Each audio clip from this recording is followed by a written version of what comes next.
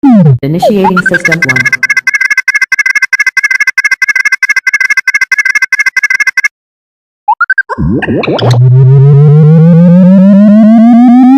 System 1 loaded.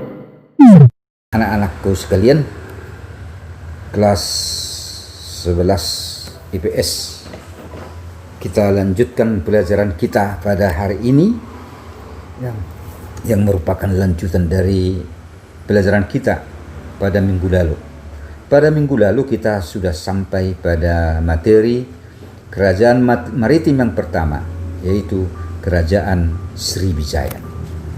Nah, sekarang kita masuki kerajaan maritim yang lain, yang kedua, yaitu Kerajaan Mataram kuno. Ya, Kerajaan Mataram kuno. Wilayah Kerajaan Mataram kuno diperkirakan berada di daerah meliputi Magelang, Muntilan, Sleman, dan Yogyakarta. Ya, itulah kira-kira letak atau wilayah kerajaan tersebut di Jawa Tengah, di Jawa Tengah, dari utara sampai ke selatan.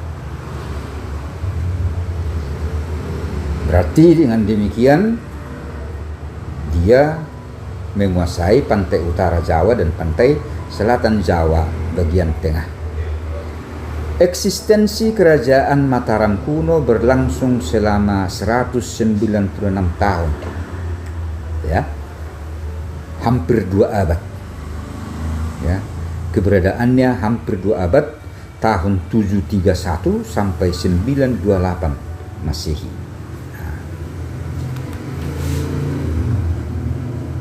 Adapun raja-raja yang terkenal pada masa ini, pada masa Mataram kuno ini, ada 4 raja yang memerintah lebih dari 20 tahun, yaitu Raja Sanjaya 24 tahun,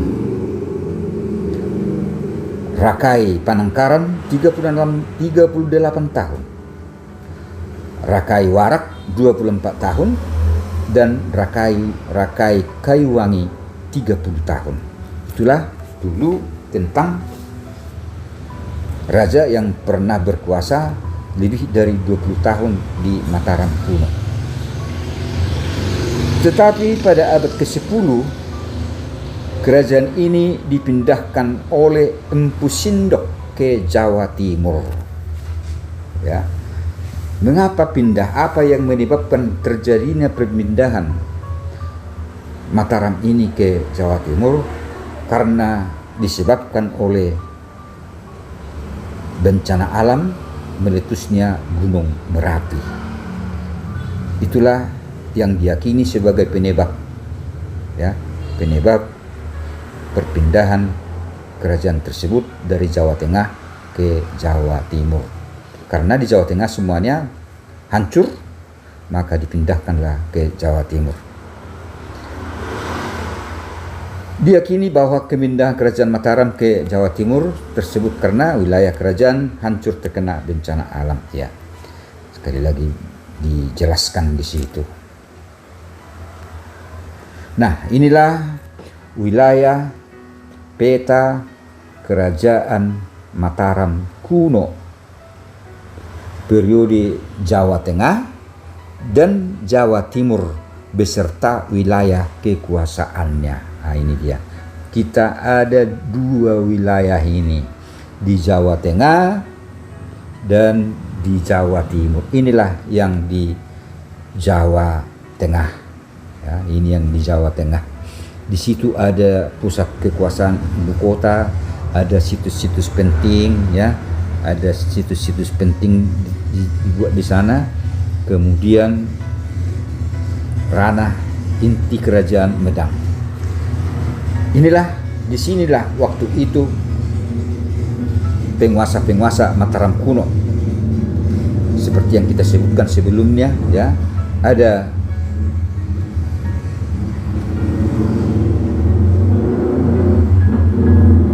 Sanjaya, ada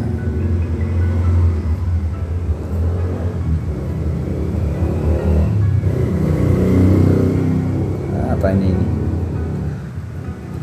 Rakai Panangkaran, Rakai Warak, dan Rakai Kayuwangi. Nah, di wilayah Jawa Tengah lah mereka itu berkuasa di wilayah ini, ya, di daerah Jawa Tengah. Nah, kemudian pada abad ke-10 Empu Sindok memindahkannya ke daerah Jawa Timur. Itulah yang disebut dengan Mataram Baru. Nah, Mataram Baru atau juga disebut Kerajaan Medang Kahuripan. Itulah kerajaan yang dipindahkan oleh Empu Sindok ke Jawa Timur. Sekali lagi, yang di Jawa Tengah ini disebut dengan Mataram Lama. Setelah pindah ke Jawa Timur disebut dengan Mataram Baru atau Kerajaan Medang Kahuripan. Kerajaan Medang Kahuripan. Apa sebenarnya bukti kerajaan Mataram itu sebagai kerajaan maritim? Nah, ini yang perlu kita perdalamnya. Apa sebenarnya, ya? Apa sebenarnya sebagai bukti-bukti bahwa kerajaan Mataram itu dikatakan sebagai kerajaan maritim? Pertama, ada Prasasti Gondosuli, ya. Prasasti Gondosuli tahun 874. Prasasti ini menjelaskan tentang seorang yang bernama Dangpu Hawangglis, ya. Dia adalah seorang nahoda kapal besar. Dia bersama istri dan anaknya datang ke Mataram dan mempersembahkan sebuah alat menanak nasi, ya, atau istilahnya disebut dengan pangliwetan. Di samping itu juga sebuah lampu, istilahnya disebut dengan padamaran, sebuah genta upacara atau disebut dengan istilah cering, dan 4 buah tempat api pemujaan atau istilahnya pemapihiangan. Itulah yang dibawa oleh seorang nakoda kapal besar, ya, sebagai persembahannya kepada raja pada waktu itu. Dan di samping itu, prasasti ini juga sebagai bukti bahwa pada masa itu telah ada saudagar atau juga nakoda dari sebuah kapal besar dari Melayu, Sumatera yang berlabuh di pantai Jawa Tengah. Itulah keterangan yang diambil dari Prasasti Gondosuli. Jadi nampak di sini jelas bahwa nakoda besar berarti membawa kapal besar, ya. Kapal besar itu datang ke Jawa Tengah dengan tujuan apa? Tentu dengan tujuan berdagang.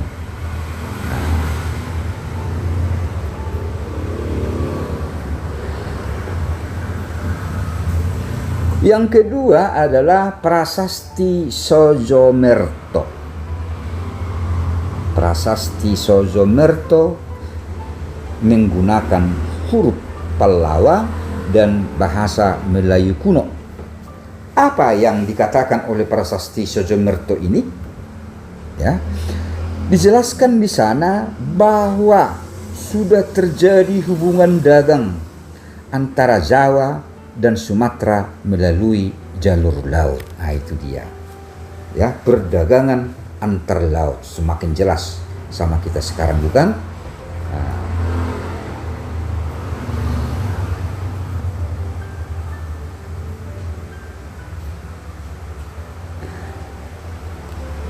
Kemudian sebelum abad ke-11, pelabuhan utama dari kerajaan Mataram kuno berada di antara Cirebon dan Jepara.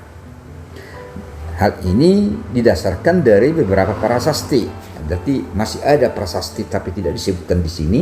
Ada prasasti-prasasti dan temuan arkeologi di daerah Tegal, Pekalongan dan Brebes dan Semarang.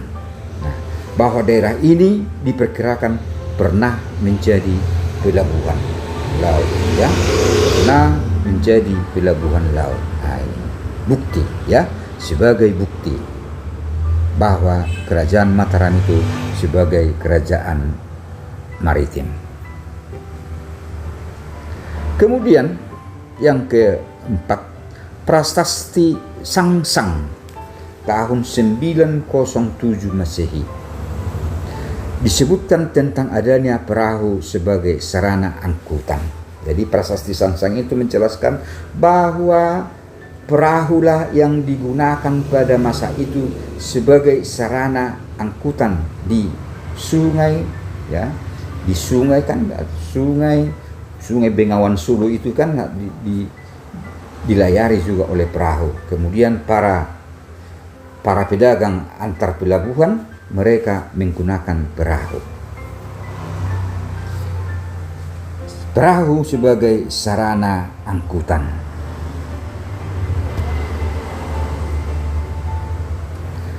Kemudian di luar dari bukti dalam negeri, ya, ada juga bukti dari luar negeri, yaitu kronik Tiongkok pada masa dinasti Sung, ya, pada masa dinasti Sung. Berarti pedagang-pedagang Cina itu datang ke Mataram, ya, pedagang-pedagang Tiongkok datang ke Mataram.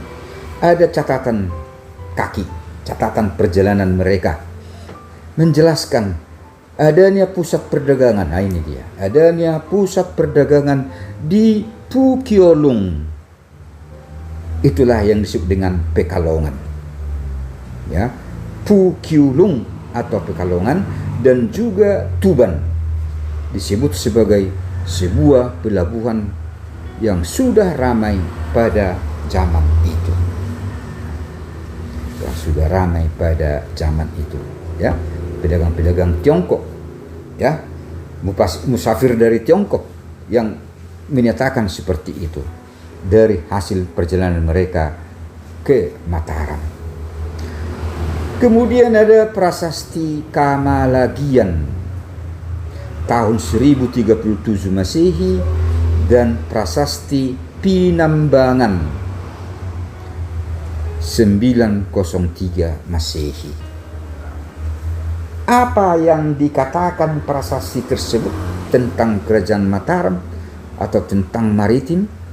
Bahwa para pedagang besar, nahoda kapal dari pulau-pulau, ya, coba bayangkan, dari pulau-pulau dan kerajaan-kerajaan lain. Nah, ini dia, dan kerajaan-kerajaan lain yang datang di Hujung Galuh, yaitu pelabuhan di Jawa Timur. Hujung Galuh itu dekatlah itu dengan kota Surabaya yang sekarang, ya, Surabaya yang sekarang. Jadi para pedagang antar pulau, terjadi perdagangan antar pulau, ya, antar kerajaan juga sudah datang, ya, berdagang ke Mataram.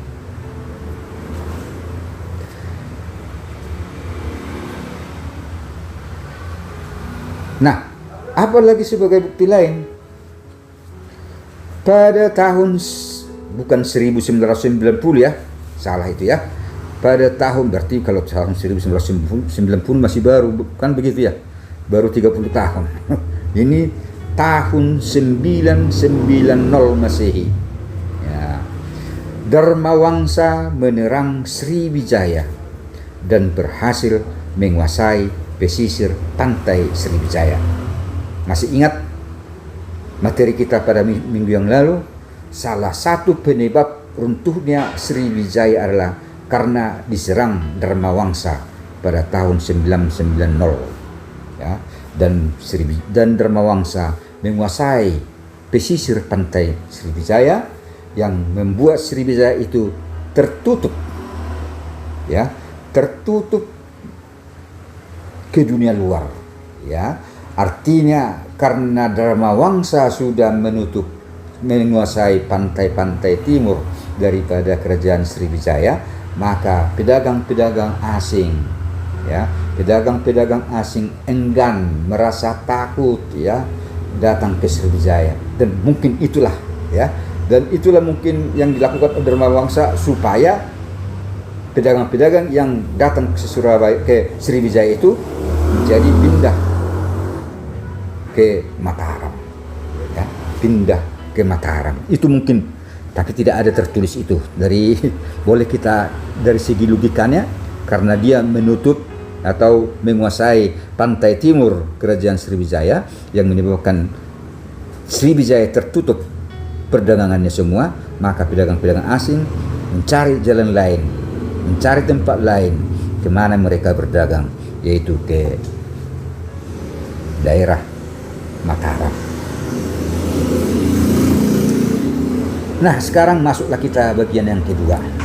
Raja-raja yang terkenal dan berakhirnya kerajaan Mataram. Ya, Mataram atau Mataram barulah ini, bukan?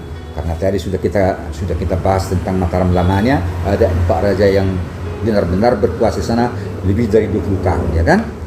Nah, kemudian ini di Mataram baru atau kerajaan Medang Kamulan atau Medang Kahuripan.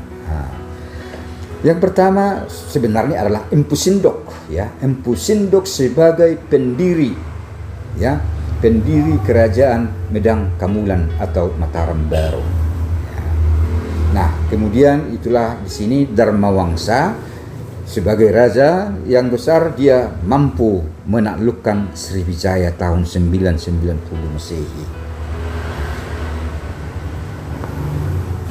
Yang kedua adalah Airlangga sebagai raja terbesar, ya, raja terbesar dari kerajaan Medang Kahuripan atau Medang Kamulan, ya. Apa sebenarnya rupanya yang dilakukan oleh Airlangga sebagai raja? Dia sangat memperhatikan rakyatnya. Maka, ya, salah satunya adalah membangun bendungan Waringin Sabta pada tahun 1037 untuk mencegah terjadinya banjir. Ya, banjir musiman, ya, sering terjadi banjir. Maka untuk, ya, menjaga supaya rakyatnya merasa aman, supaya rakyatnya pada waktu hujan tidak mengalami kebanjiran, maka dibangunlah bendungan Waringin Sabta. Fungsinya apa lagi? Untuk irigasi, memajukan pertanian rakyat kerajaan Mataram pada saat itu.